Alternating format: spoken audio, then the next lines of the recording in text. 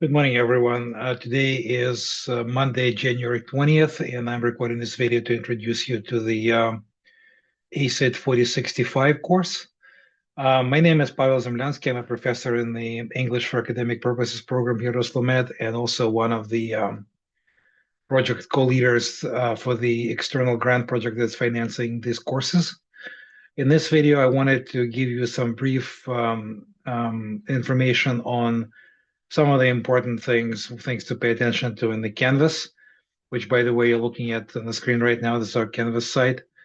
And I also wanted to bring up some important ideas that might sort of get lost in the mix as you read the Canvas site and get familiarized with the class. Okay. So first of all, I wanted to mention that this is what is called an asynchronous online class, which means that we'll not have any live online sessions in Zoom or Teams or anything like that during the semester to actually do instruction in. So no lectures, because you cannot learn writing by being lectured about it. Okay.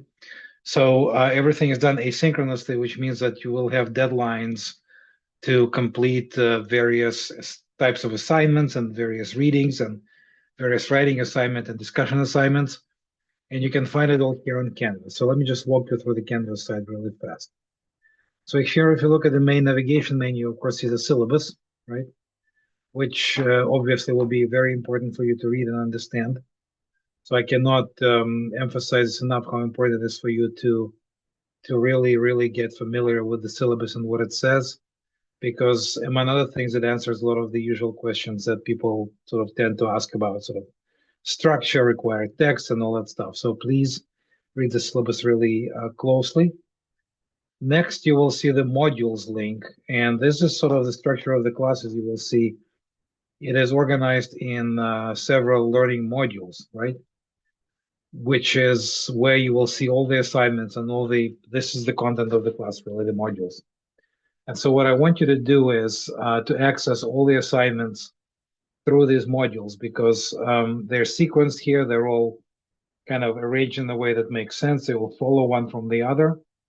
Now, the other way to access them would be, you'll have this coming up thing here on Canvas. As you probably know, this is really a terrible idea on Canvas's side, Canvas's part.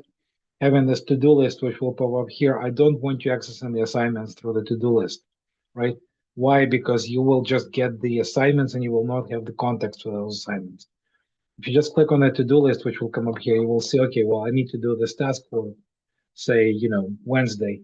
But what you will not see is how this task sort of fits into the whole context of the module and of the class, which you will see if you get to the modules. You can kind of see how things are following one from the other, how the readings are arranged, how the writing assignments are arranged, etc. So please do not access your assignments just by clicking on the to-do.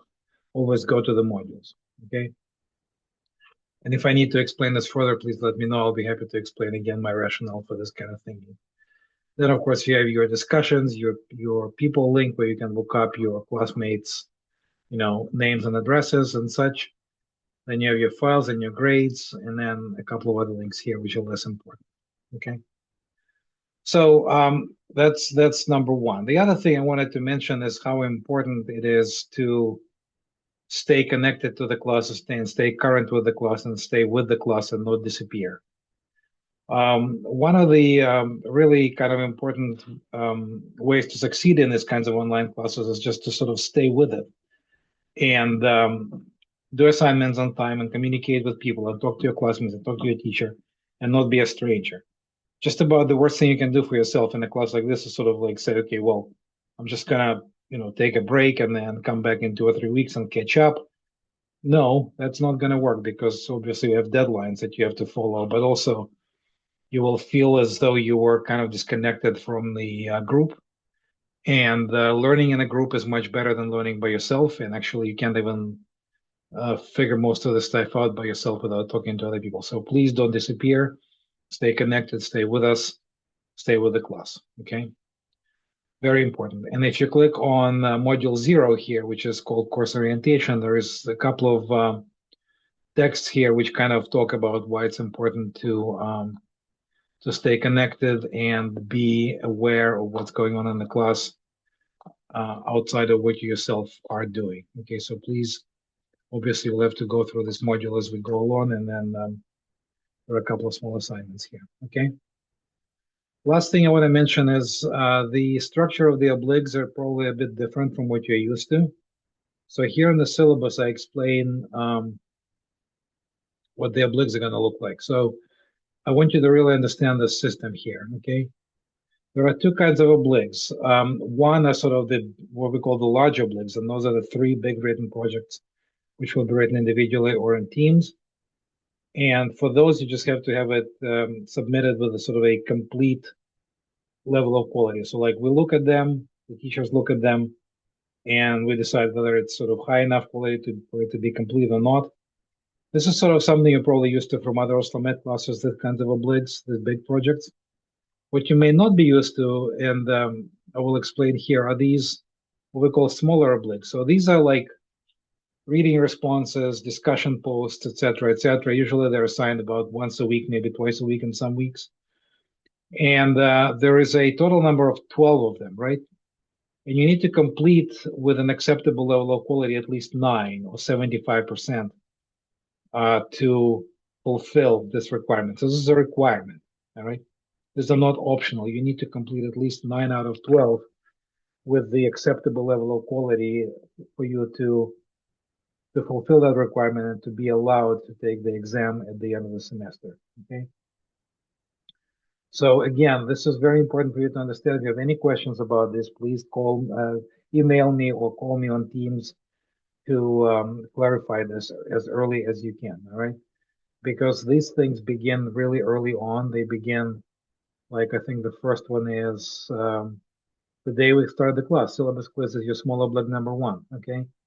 And then 2 days later, you have the small oblig number 2, which is the introduction post, and they keep going here quite early and quite frequently. So please understand what they are. Last thing I wanted to mention is that, as you probably know, this is a course which is taken by both OSLOMET students and Louisiana Tech University in the United States students. So there will be two kinds of groups in this course. The OSLOMET group is bigger than the Louisiana Tech group, but we would like to build opportunities for you guys to all talk together frequently and work on things together frequently. So one of the outcomes of the course is for you to work with people from a different academic culture, from a different maybe a set of expectations, set of skills, and learn from each other as well as learn from us, right? So that's also very important. And again, you will see that there will be opportunities for you to work together with the other group from the other university.